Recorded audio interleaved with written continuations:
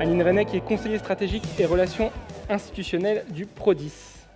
Bonjour Aline. Et comme je suis une femme, j'ai le droit d'être en retard. Eh ben non, mais c'est pas un souci. Par contre, j'ai peut-être écorché votre nom. J'ai dit René, alors c'est bien René, oui, très bien. Ça. Parfait. Le Prodis, syndicat national du spectacle musical et de variété. Votre structure s'est emparée de ce sujet de la transformation numérique, notamment à travers un think tank qui s'appelle Spectacle et numérique. Je vous laisse faire la présentation comme pour Emmanuel et puis on se retrouve un petit peu après. Et voilà. Questions. Merci beaucoup. Bonne intervention. Bonjour à tous. Je suis ravie d'être là parmi vous. Alors déjà, je suis un petit peu embêtée parce qu'en fait, le think tank qu'on a créé, qui s'appelle Proscenium, a une baseline qui s'appelle Spectacle et numérique. J'écoutais en fait l'intervention de Monsieur Négrier avant. Et je me disais qu'en fait, il fallait que je change la baseline. C'est plus spectacle et numérique. Je pense que le numérique est mort. Vive l'innovation, déjà, pour commencer. Parce que, en fait, le numérique, il est là tout le temps. C'est comme l'air, c'est comme ce qu'on respire, c'est l'électricité. C'est vraiment présent tout le temps, partout, dans tous nos usages. Donc, je pense que je préférais parler plutôt d'innovation. L'innovation, elle se fait à tout niveau, elle se fait au niveau social, au niveau des entreprises. Donc elle ne se fait pas stricto sensu que dans le contexte en fait, du numérique. Alors, je vous dirai un petit peu déjà pourquoi en fait, je suis là et puis pourquoi on a créé ce think tank. Le Prodis, en fait, donc c'est, comme le disait Baptiste, c'est un syndicat patronal donc, qui représente les intérêts en France des salles de spectacle, des festivals, des producteurs en région et des producteurs de spectacles. Donc l'objectif pour nous au syndicat, c'est en fait de faire avancer le métier, de travailler avec les entrepreneurs de spectacles au sens large, et puis de réfléchir avec eux dans les dimensions économiques, sociales, culturelles, travailler aussi avec les politiques, travailler avec les parlementaires sur des projets de loi, etc., qui pourraient faire avancer la profession.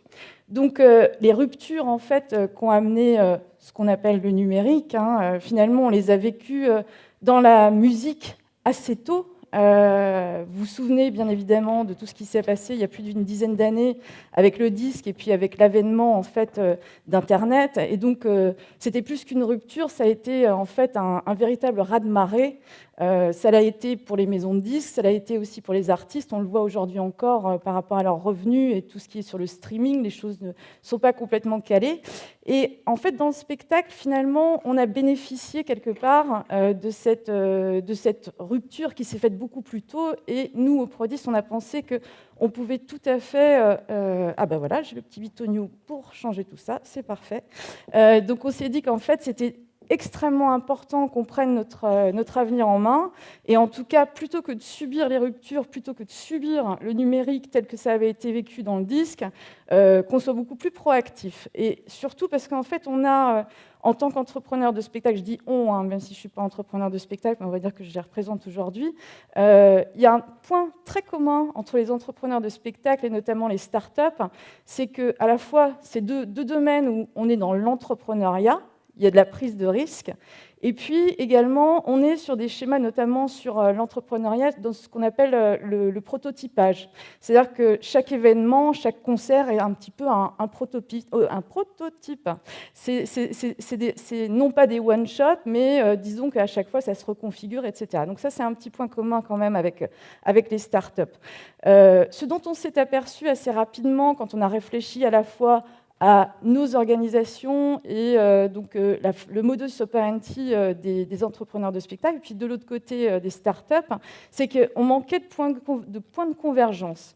C'est vrai que moi, au Prodis, je reçois pas mal d'appels de startups qui vont proposer leurs services, leurs projets. La plupart du temps, ça peut être des captations, etc.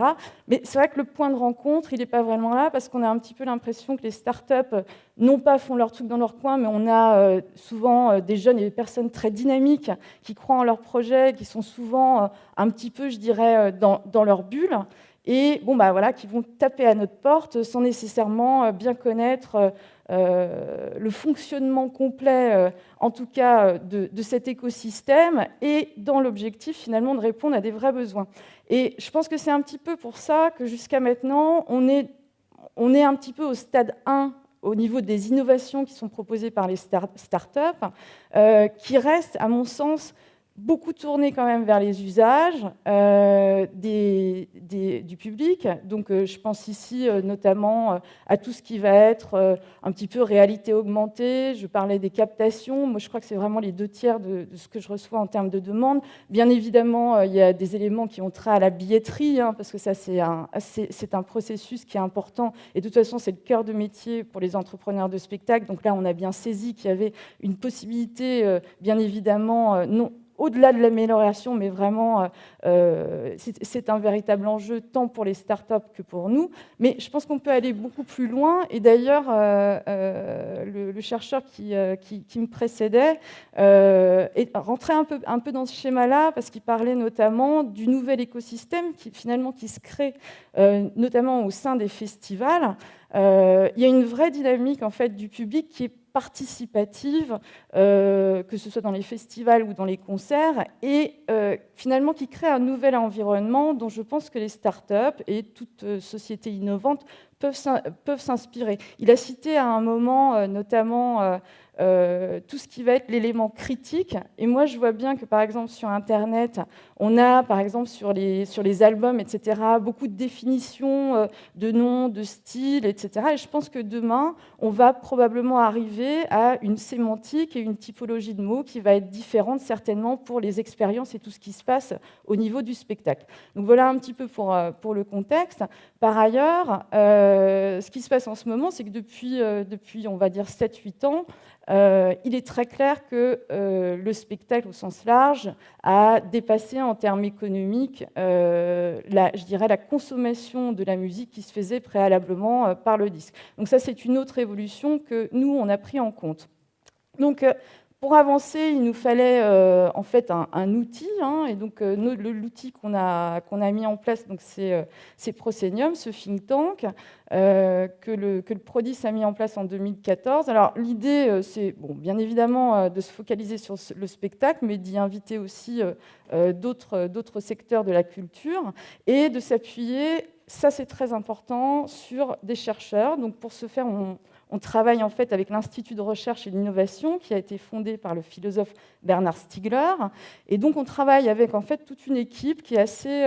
ça peut paraître un petit peu étonnant parce que dans leur équipe, il y a des informaticiens, des anthropologues, donc il y a Bernard qui est philosophe.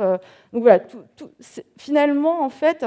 Ça revient à ce que je vous disais au début, c'est ces gens-là aussi qui peuvent permettre de réfléchir à l'innovation, parce que l'innovation, elle ne se fait pas seulement dans les outils, mais elle se fait dans la réflexion. Donc, dans le cadre du think tank, comment on travaille finalement, on s'est inspiré, encore une fois, de la méthodo des startups, et donc on réfléchit un peu en mode barcamp. Donc on fait des sessions, on en a fait une l'année dernière qu'on appelle conclave, pardon pour le terme un peu biblique, mais c'était pour amener l'idée qu'à la fin on sort et puis on a une petite fumée blanche qui nous donne les bonnes réponses, on espère. Donc ces conclaves ont pour objectif, en travaillant de manière très très ouverte avec des chercheurs, des gens du métier, des gens de la culture, des politiques parfois et souvent, tous nos interlocuteurs, on va dire, institutionnels, et on travaille en fait sur des pistes qu'on a dégagées et sur lesquelles je vais venir tout à l'heure. Et puis ensuite, comment ça se transcrit, nous, en termes de syndicats? Je vous explique juste la petite mécanique. C'est que derrière, nous, on a des groupes de travail. J'invite dans ces groupes de travail certaines startups pour permettre aux startups en fait, d'échanger avec les entrepreneurs et les professionnels autour de la table, parce que les professionnels de spectacle, ils ne sont pas tous exactement au même niveau. Oui, ils ont envie de travailler sur la data, oui, ils ont envie en fait, d'applications métiers, etc. Donc, en fait, toute application qui vont leur permettre d'améliorer et finalement d'amener plus de croissance dans leur secteur. Là aussi, on est convergent avec les objectifs des startups. Donc voilà un petit peu le modus operandi. Je voulais quand même revenir sur deux... alors, attendez, comment ça fonctionne ce truc? Ça fonctionne comme ça, voilà. Je voulais quand même vous donner 3 slides sur un petit peu l'état où on en est en termes de pénétration de l'innovation au sein des pratiques culturelles des Français, et notamment sur le spectacle. Donc très rapidement, juste de manière basique, on a à peu près près d'un quart des Français qui assistent à un concert au moins une fois par an. Donc ça, c'est vraiment ce que je vous indiquais tout à l'heure. On est dans un secteur qui est largement en croissance et en progression. Ces slides que je vous mets, ils sont également disponibles sur le site du Prodis, www.prodis.org, section études. Internet est bien évidemment utilisé un maximum par le public pour rechercher des éléments sur les spectacles. C'est ce qui se fait aussi dans d'autres domaines culturels, et on le voit très clairement. Et donc, c'est assez intéressant de voir que les différentes raisons pour lesquelles on va aller sur Internet, donc bien évidemment, on va se renseigner sur le spectacle, et là, c'est vraiment intéressant parce que ça permet, nous, ce sur quoi les producteurs de spectacles travaillent actuellement, c'est le renouvellement artistique, la diversité artistique, faire en sorte que le public soit en mesure de connaître le plus, en tout cas d'approcher le plus facilement de la connaissance artistique. Donc c'est vrai que l'amplitude d'Internet permet de le faire, bien évidemment pour acheter les billets de spectacle, pour avoir des réductions, et aussi pour visionner des extraits tout ou partie de concerts. Et ça, c'est un marché sur lequel je reviendrai après. Et en dernier, je pense que ça, c'est une pratique qui va évoluer avec le temps, c'est réagir et interagir avant ou après un spectacle. Alors ensuite, c'est ce que là je vais passer très rapidement là-dessus parce que M. Négrier a fait une grande partie de sa prise de parole là-dessus, mais c'est vrai que les publics recherchent avant tout des émotions et partagées au sein d'un spectacle. Et encore une fois, le mot partage, c'est la connexion, et c'est sémantiquement un mot que l'on connaît bien au sein des startups, en tout cas sur les projets qui nous sont proposés et qui viennent à nous. Très important pour nous, pour les producteurs de spectacles, parce que 77% des Français déclarent avoir déjà visionné tout ou partie d'un spectacle vivant sur un écran. Alors un écran, ça inclut aussi la télé, mais bon, on va aller très largement vers Internet maintenant et demain. Et ça, qu'est-ce que ça veut dire ? Ça veut dire que, je vous donne un exemple ici de la diffusion des concerts sur YouTube pour que vous preniez un petit peu en considération ce que cela représente en termes de flux. On parle sur YouTube de 375 millions de vidéos musicales en fait, qui sont diffusées très largement. Et au sein en fait, de ces vidéos musicales, il y en a 22% qui sont des lives, donc c'est quand même énorme, et qui sont des lives qui sont soit officiels, soit non officiels. Ça veut dire quoi ?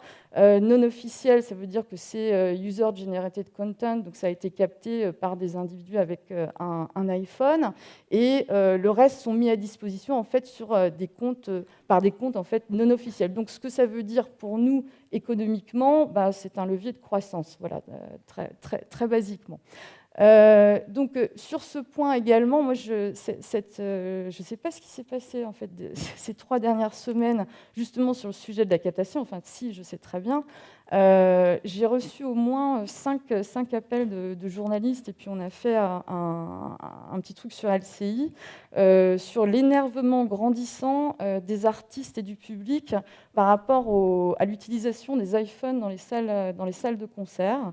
Ça, c'était un sujet assez intéressant en fait, et un bon exemple, c'est un bon cas d'école ici, puisque d'un côté, à la fois, en fait, c'est l'usage, on a tous notre portable dans la poche. Moi, la question des journalistes, est-ce que vous allez interdire ou pas le téléphone portable dans les salles de concert ? Non, c'est un peu compliqué. Stricto sensu et juridiquement, on pourrait le faire, mais on ne va pas caler un vigile à chaque entrée, à chaque coin de rangée, notamment quand vous pensez à un stade de France, ça paraît un petit peu compliqué. On pense simplement que là, on est arrivé un peu à maturité sur l'utilisation en fait, des smartphones dans les salles de spectacle, et que finalement, le public va arriver à une sorte de régulation en respect en fait, des artistes qui commencent quand même à s'énerver un petit peu. Moi, j'ai eu l'exemple en fait, d'un groupe de hard rock qui s'est quand même un petit peu fighté avec quelqu'un qui était en train de filmer dans la foule. Et donc, on va un peu arriver à une modification, je pense, de ces usages. Et dans 2 ou 3 ans, bon, je pense qu'on va avoir moins de personnes qui vont filmer intégralement un concert. C'est vrai qu'en tant que public, c'est pas très agréable. Moi, je suis allée à Radiohead la dernière fois. Il y avait un gars qui avait un iPhone énorme. C'est extrêmement désagréable. Et à quoi ça sert? Cependant, ce que ça montre, c'est que derrière, il y a une économie, en fait, comme je disais tout à l'heure. Donc, ça veut dire qu'il y a du flux, il y a du contenu qui est envoyé sur YouTube. YouTube, bien évidemment, qui profite largement avec les revenus publicitaires qui sont créés, le trafic de ce contenu riche, produit finalement par l'internaute, mais initialement qui est issu d'une création, donc qui est celle de l'artiste. Donc il y a ce volet-là économique qui est intéressant, et puis il y a le volet également de promotion, parce que c'est bien évidemment quand vous avez des extraits ou tout ou partie en fait d'un concert sur Internet et puis ensuite remis sur les réseaux sociaux, bon, bah, ça crée de la promotion pour l'artiste. Donc là, je pense que c'est vraiment socialement et économiquement un enjeu qui est très clair et qui va de toute façon évoluer. Alors, quand je reviens un peu aux réflexions rapidement qui ont découlé finalement du premier conclave et cette fameuse fumée blanche. Alors, quand on a réuni en fait 80-90 personnes sur 2 ou 3 sessions, donc en conclave, on est arrivé en fait à 6 grandes pistes de réflexion. C'est des pistes de réflexion, je ne fais pas de pub, mais c'est pour que vous retrouviez tous les éléments. C'est sur le site en fait du think tank proscenium.fr, et j'ai aussi laissé des rapports complets en fait du conclave. Donc le premier, bien évidemment, c'est la data, au-delà de la big data, qui est vraiment pour nous le moteur, l'économie de la culture. Alors la data, c'est un vrai sujet pour les entrepreneurs de spectacle, bien évidemment, parce que c'est le nerf de la guerre avec la billetterie, c'est la connaissance de leur public. Les producteurs, ils sont confrontés à des difficultés avec ces datas actuellement parce qu'ils ne peuvent pas toujours récupérer leurs données auprès des prestataires de billetterie. C'est un peu compliqué, même si c'est en fait leurs concerts, leurs clients, etc. Voilà. Donc il y a pas mal de réflexions là-dessus. Et je suis très ouverte aux propositions de sociétés et de structures qui ont des idées et en tout cas des projets innovants sur ce sujet-là. Réalité augmentée, expérience enrichie de la culture. Alors ça, bon, j'en ai parlé tout à l'heure, c'est tout ce qui va être augmenter en fait non seulement votre émotion, mais le contact et le rapport que vous aurez au concert. Un petit peu, moi, ça me fait penser, je vous donne l'exemple, j'ai un fils de 16 ans qui passe beaucoup de temps sur sa PlayStation et finalement pas trop dans des concerts et écouter de la musique beaucoup moins. Et je discutais avec lui, j'essayais de comprendre, mais pourquoi ça fonctionne aussi bien ? Parce qu'en fait, c'est vachement malin.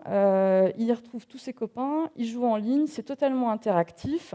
Et c'est vrai que c'est là où le jeu vidéo est vraiment totalement immersif en termes de produits. Et il y a une vraie convergence à la fois du public et de l'acteur, en fait, du consommateur, et puis du produit lui-même. Donc, je pense que cette partie-là de nouvelle réalité augmentée, expérience enrichie, c'est au-delà d'envoyer des tweets dans un concert, c'est vraiment trouver une autre dimension et travailler dessus de la même manière que ça a été fait dans le cadre du jeu vidéo. Et là-dessus, on travaille avec les chercheurs de l'IRI pour y réfléchir. Donc, bon, le deuxième, captation, etc., ça c'est captation, pardon, je dis pas etc., UGC et nouvelles exploitations du spectacle vivant. Donc là, on est vraiment dans cette dimension de faire en sorte qu'on puisse avoir une offre de captation et de diffusion de concerts aussi enrichis que possible. J'entends par là créativement et dans la qualité, mais également avec tout ce qui en découle économiquement et nos liens derrière avec YouTube. Ça sous-tend également je dirais, une révision un petit peu des dispositifs législatifs, mais je ne rentrerai pas dans ce détail qui est un important détail aujourd'hui. Place de marché électronique, site web et application métier, c'est extrêmement important, c'est ce dont je parlais avant. Et encore une fois, là, vous avez contact ouvert pour moi, pour les startups, pour m'envoyer toute proposition d'application métier, parce que c'est vraiment ce dont les entrepreneurs de spectacle ont besoin. Rappelez-vous toujours que même les plus grosses structures de spectacle chez nous, je vais donner un exemple, Live Nation, en France, c'est le poids lourd dans le spectacle musical et de variété, c'est 30 employés permanents. Voilà. Après, bien évidemment, ils emploient énormément d'intermittents, comme tout notre secteur, mais ça signifie qu'en fait, les plus petits chez nous, c'est 1 ou 2 personnes. Donc, bien évidemment, l'innovation numérique peut apporter beaucoup pour rendre cette industrie qui est la nôtre, celle du spectacle, beaucoup plus performante. Et puis, le 4e point, c'est finalement ce que la région, c'est un bon exemple, met en œuvre ici, c'est de favoriser les synergies à la fois entre les acteurs culturels et puis les acteurs de l'innovation et du numérique. Et j'ai le sentiment qu'en effet, avec la French Tech, depuis 2 ou 3 ans, les convergences se font beaucoup plus. Je sais qu'à Paris, il y a le Cargo qui va être un lieu assez intéressant, où enfin, on va avoir un lieu commun, où on va pouvoir mettre ensemble des startups, peut-être des maisons de disques, des entrepreneurs de spectacle, faire en sorte qu'en fait, on cesse de travailler en silo et qu'il y ait beaucoup plus de perméabilité sur ces secteurs-là. Et ça va permettre de produire des solutions qui sont compétitives, parce que sur ce point-là, la France est encore un petit peu en décalage. Aux US et en Angleterre, ils sont à bloc sur l'innovation et ils se posent beaucoup moins de questions que nous sur ce qui est culturel, ce qui n'est pas, ce qui doit être une application, ce qui n'est pas, etc. etc. Dernier point, c'est l'impact du numérique, en effet, sur les métiers et sur le statut de l'artiste. Donc, bien évidemment, les ruptures de l'innovation sont telles que cela impacte les métiers. Demain, on ne travaillera pas de la même manière, par exemple, sur les questions de sécurité, de sûreté, par exemple, dans les festivals. Je pense qu'au niveau de l'innovation, il y a pas mal de choses qui vont pouvoir être amenées sur ce point-là. C'est un exemple comme d'autres, mais aussi de prendre en compte peut-être ce que les chercheurs de l'IRI ce sur quoi ils travaillent, c'est-à-dire la figure de l'amateur. Alors l'amateur, pas au sens de l'amateur de musique, mais au sens noble du terme, c'est-à-dire l'amateur, celui qui aime la musique, donc un public entièrement averti, participatif, comme cela par exemple est le cas dans le cinéma, où vous allez vous retrouver avec, sur Allociné ou autres sites, avec des critiques très constructives, et finalement on est dans un schéma qui va être de la rupture de toute façon, parce que ce schéma-là va certainement clôturer certains métiers, mais en tout cas tout ça va beaucoup se transformer. Écoutez, voilà un petit peu ce que je voulais vous dire. Merci. Je crois que je n'ai pas perdu tout le monde. Non, c'était très bien, c'est parfait. Oui. On va, comme pour Emmanuel, passer à la petite séance de questions. Alors, je ne sais pas s'il y a de premières questions. Moi, j'en avais une parce qu'on a parlé de beaucoup de choses. C'était très riche, notamment les 6 pistes. C'était très bien. Très concrètement, je suis un organisateur. Je veux commencer cette transfo numérique. Je commence par quoi en fait ? Ça serait quoi la première étape ? Vous êtes plutôt une salle Moi, de je suis spectacle plutôt une salle. Ouais. Allez, plutôt une salle de concert. Plutôt une salle de concert. Vous appelez le Prodis ? Non. Ça peut être le bon réflexe. Non, en fait, je pense que de tout ça, la plupart, en tout cas, des acteurs qui sont importants sur le secteur et qui travaillent de manière correcte se posent d'ores et déjà ces questions. Donc, très sincèrement, la base, en tout cas, moi, ce que j'entends comme question, et puisque vous êtes une salle de spectacle, c'est vraiment l'enjeu des données. Donc là, concrètement, en fait, il y a beaucoup déjà d'acteurs qui sont présents sur le marché, mais nous, actuellement, on veut aller plus loin et on est en train de travailler sur des programmes d'expérimentation. Donc, en lien avec l'IRIS, des programmes qui sont parfois assez longs. Et qui vont permettre, c'est là notre objectif en partie, que ces innovations que l'on crée puissent être disons que les acteurs puissent en être propriétaires. On est un peu sur ces schémas-là. Voilà. Très bien. Et parce que vu que je suis une salle de spectacle, je n'ai pas beaucoup d'argent. Est-ce que ça coûte cher de se lancer dans ce genre de transformation ? Est-ce que ça, peut-être même, est-ce que ça rapporte ? Est-ce que finalement, c'est de l'investissement et pas seulement... Bien évidemment. En fait, on choisit les innovations parce qu'elles vont améliorer la performance. Les entrepreneurs de spectacle, pour la grande majorité, en tout cas chez nous, c'est des boîtes privées, ils n'ont pas de temps à perdre. Ils sont très peu subventionnés. Donc c'est rationnel. Donc c'est très rationnel comme choix. Et on parle là, et c'est pour ça qu'il y a de la réflexion au niveau du Prodis, où on va se permettre en tout cas d'avoir moins cette pression que les acteurs économiques vont avoir directement. Et ça va nous permettre aussi d'avancer sur certains sujets. Très bien. Est-ce qu'on a une question ? Je fonce les sourcils. Oui, là-bas, au fond. Alors, on va aller chercher le micro. On vous écoute, monsieur. Moi, j'ai constaté un paradoxe quelque part, et c'est une question du coup qui me vient à l'esprit. Vous avez parlé du numérique pour le secteur du spectacle, et à l'inverse, la question s'est posée d'interdire les téléphones portables, les smartphones dans les salles de spectacle. Ma question est donc, est-ce qu'il n'y a pas une divergence entre, d'un côté, les entrepreneurs du spectacle et de l'autre, les artistes ? Et est-ce qu'il n'y a pas un risque d'implosion entre ces deux-là, puisqu'on a d'un côté les entreprises du spectacle qui souhaitent se développer dans le numérique, et d'un autre côté les artistes qui, eux, vont plutôt mettre le frein dessus ? L'exemple que vous prenez est un excellent exemple, parce qu'en fait, sur l'utilisation des portables dans une salle de spectacle, dans le schéma économique, après, j'y faisais référence tout à l'heure sur tout le contenu qui va être ensuite diffusé sur YouTube, etc.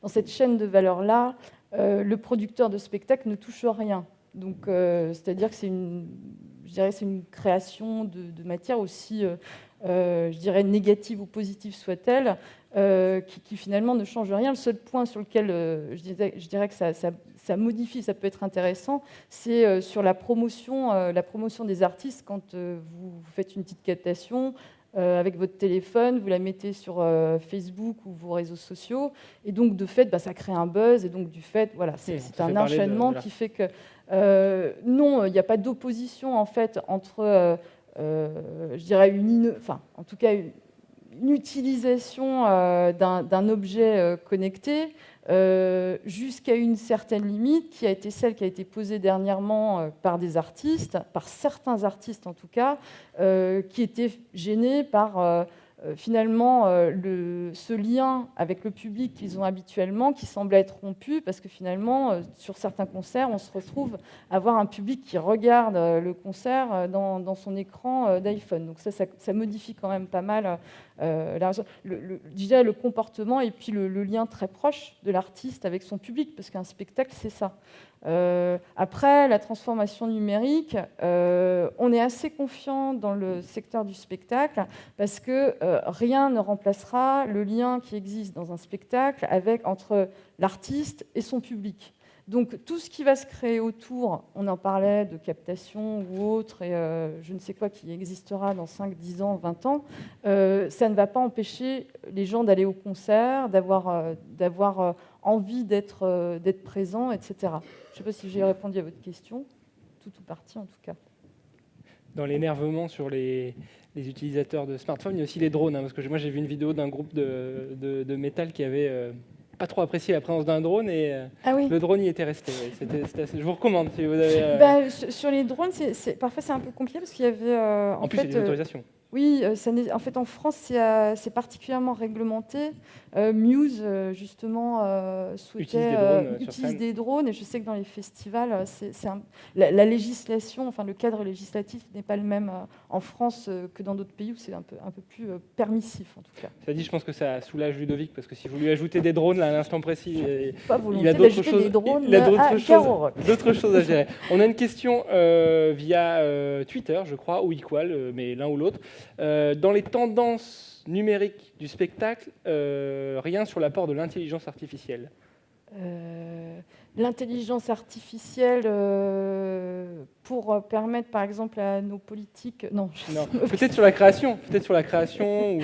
Bon, c'était une... Non, en fait, peut-être est-il fait référence, par exemple, au concert virtuel. Voilà, exactement. J'allais vous en parler.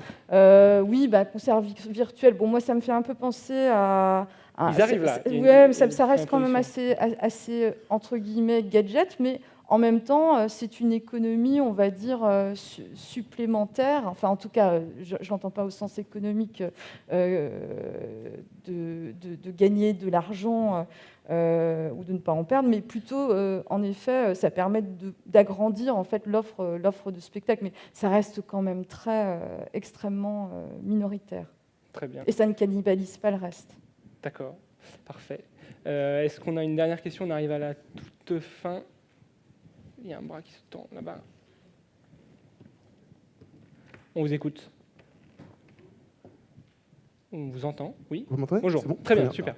Bonjour, Edgar Kelly de B-Pierce. Alors, comme vous disiez, au départ, je travaille pour une start-up, et on fait partie un peu de cette nouvelle génération où, à la fois, on a le côté digital, le côté numérique, et en même temps, on a une expérience de 10 ans dans la production événementielle. Donc, justement, on part d'abord des intérêts des producteurs événementiels, et ensuite, on essaie de répondre à leurs besoins. Et puis, quand vous parliez aussi du digital et d'Internet et du numérique qui est maintenant derrière nous, on peut mettre le doigt sur le mobile, qui est vraiment maintenant, parce que c'est plus... on parle plus d'Internet et de poste fixe, c'est vrai qu'on parle du mobile. Simplement, ma question, c'était combien, en gros, de SMAC et de producteurs et de sociétés dans votre groupement de... Syndicat. Dans votre syndicat, on peut le dire, syndicat. Merci. Combien combien d'acteurs, combien de producteurs événementiels, combien de salles de concert Alors, chez nous, en fait, on a une 60aine de salles de spectacle, dont l'Olympia, le Bataclan, beaucoup de salles aussi en région, Stade de France, etc. Les producteurs, on a une hétérogénéité, c'est-à-dire que chez nous, vous allez retrouver du Live Nation et puis des TPE. À peu près, on représente en termes économiques 80% du secteur du spectacle musical et de variété. Les festivals aussi, donc une 60aine de festivals, dont Rock en scène, les Européennes, et puis des plus petits, et Garo Rock. Donc voilà, une grande hétérogénéité. D'accord, je vous remercie. Je vous en prie. Parfait. S'il n'y a pas de questions, on va s'arrêter là. Ah si, il y a une dernière question. Ça sera la dernière. Bonjour. Moi, j'ai un petit problème avec la façon dont vous pensez le numérique. Pour moi, le numérique, c'est un moyen pour optimiser, pour aller vers une économie différente, une organisation différente. Ce n'est pas une fin en soi. Donc, à partir de quel moment vous pouvez considérer que c'est un moyen et à partir de quel moment vous allez plus loin? Je n'ai pas du tout bien dû faire cette présentation parce que justement, le numérique pour nous, c'est vraiment un objet et un moyen. Et justement, quand je parlais d'innovation, pour moi, c'était justement innovation et transformation de nos propres schémas culturels, économiques, sociaux, et tout ce qui va être, on va dire, support tel, mobile, etc., ça reste des objets. Le numérique, c'est un conduit, mais ce n'est pas un objectif en soi. Le seul objectif qu'on puisse avoir, nous, c'est ce que j'ai indiqué au début, c'est que, en tout cas, les entrepreneurs et les entreprises ne regardent pas le train passer, et pour ce faire, qu'ils y soient sensibilisés, qu'ils aient les moyens, ça veut dire des moyens d'investir, en particulier, par exemple, s'ils le souhaitent, dans des startups eux-mêmes, donc il y ait des financements croisés, etc., etc. Donc, mais ce n'est pas un objectif en soi, et je pense qu'on est plutôt, c'est pour ça que je l'avais indiqué, plutôt dans l'innovation qui doit être de toute façon, qui est une dynamique en tant que telle. Votre métier, ça reste de produire, diffuser des spectacles. En tout cas, celui de vos adhérents. En tout cas, c'est ça. Parfait. Merci à tous pour ces Merci questions. beaucoup. Merci Aline pour cette présentation.